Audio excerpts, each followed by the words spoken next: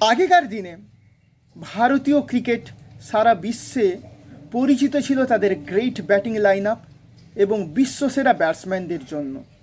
এমনটা নয় যে ভারতবর্ষে ভালো বোলার আসেনি বা ভারতবর্ষ ভালো বোলার প্রডিউস করেনি, এসেছে বহু ভারতীয় ভালো বোলার এসেছে, যেমন কপিল দেব, অনিল কুম্বলে, ভিশন সিং বেদি, জাহির খান, জাভাগল শ্রীনাথ।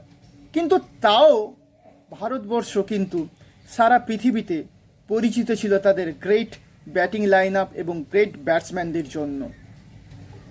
কিন্তু এখন সেই ছবি অনেকখানি বদলে গেছে। এই মুহূর্তে টেস্ট ক্রিকেটে মেনলি ভারতীয় বোলাররা সারা বিশ্বকে শাসন করছে। এই মুহূর্তে টেস্ট র্যাঙ্কিংয়ে যে 1 নম্বর স্থান বোলিংয়ে, সেটা দখল করে নিয়েছে ভারতের অশ্বিন। তার পয়েন্ট হচ্ছে 871।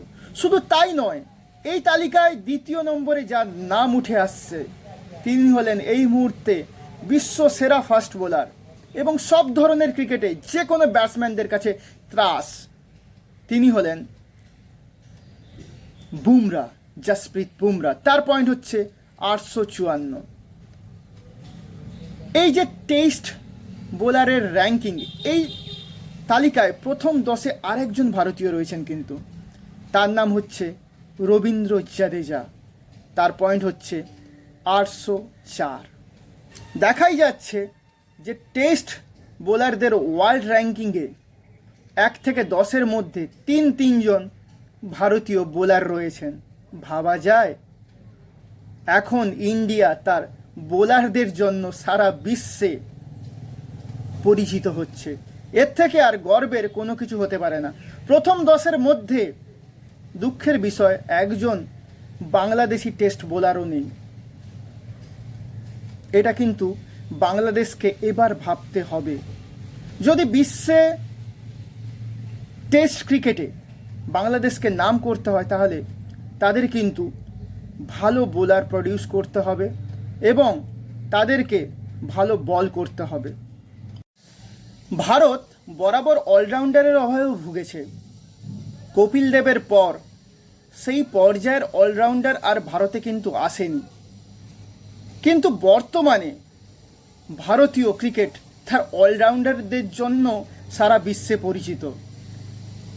এই মুহূর্তে টেস্ট ক্রিকেটে যে অলরাউন্ডারদের র্যাঙ্কিং বেরিয়েছে, সেই তালিকায় 1 নম্বরে রয়েছেন ভারতীয় ক্রিকেটের স্যার রবীন্দ্র জাদেজা।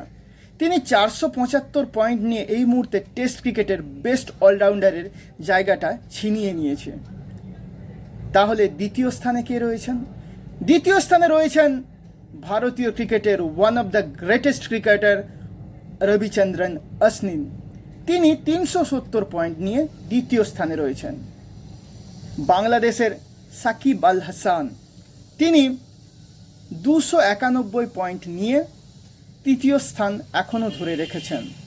তবে সাকিবের ফর্ম বর্তমানে কিন্তু নিচের দিকে পড়তে শুরু করেছে। সাকিব এখন টেস্ট ক্রিকেটে যে পারফরমেন্স করছে তা যদি ধরে না রাখতে পারে, তাহলে কিন্তু সাকিবকে এই তালিকা থেকে ধীরে ধীরে নেমে যেতে হতে পারে, এমনকি প্রথম 10-এর নিচেও নেমে যেতে হতে পারে। এই তালিকায় অক্ষর প্যাটেল 6 নম্বরে রয়েছেন। অক্ষর প্যাটেল 264 পয়েন্ট নিয়ে 6 নম্বরে রয়েছেন। আর এই তালিকায় আরেকজন বাংলাদেশি রয়েছেন, কিন্তু তিনি হলেন মেহেদি হাসান মিরাজ। মেহেদি হাসান মিরাজ 261 পয়েন্ট নিয়ে 8 নম্বর স্থানে রয়েছেন বিশ্বসেরা টেস্ট অলরাউন্ডারদের তালিকায়। তো এটা বোঝাই যাচ্ছে যে অলরাউন্ডারদের প্রথম 10-এ 2 জন বাংলাদেশি রয়েছেন। এদের মধ্যে মেহেদি হাসান মিরাজ সত্যি এখন অপূর্ব পারফরমেন্স করে চলেছেন। মেহেদি হাসান মিরাজ পাকিস্তানের বিরুদ্ধে তার ব্যাটে বলে অসাধারণ দক্ষতার পরিচয় দিয়েছেন এবং তিনি ম্যান অফ দ্য সিরিজ জিতে নিয়েছেন। বলতে গেলে এই মুহূর্তে বাংলাদেশ ক্রিকেটের স্টার, উজ্জ্বলতম নক্ষত্র হলেন এই মেহেদি হাসান মিরাজ।